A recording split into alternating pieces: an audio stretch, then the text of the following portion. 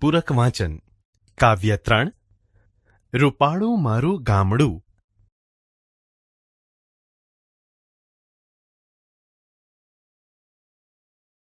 બાળ દોસ્તો, હવે આપણે કવિના જીવન વિશે પરિચય મેળવીએ. બાળ દોસ્તો, ગામડું કોને ના ગમે? રૂપાળું મારું ગામડું એ કાવ્ય ગામડાના જીવન પર લખાયેલું સુંદર મજાનું ભાવગીત છે, જેના કવિ છે શ્રી જયંતીલાલ નાનજીભાઈ માલધારી. તેમનો જન્મ ઈસવીસન 1909માં રાજકોટ જિલ્લાના શિવરાજગઢ ગામે થયો હતો. તેમનું મૃત્યુ ઈસવીસન 1990માં થયું હતું.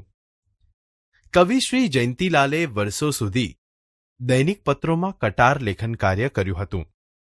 તેમણે ધરતીના છોરું અને ગ્રામ સ્વરાજના પાયા જેવા જાણીતા પુસ્તકો લખ્યા છે.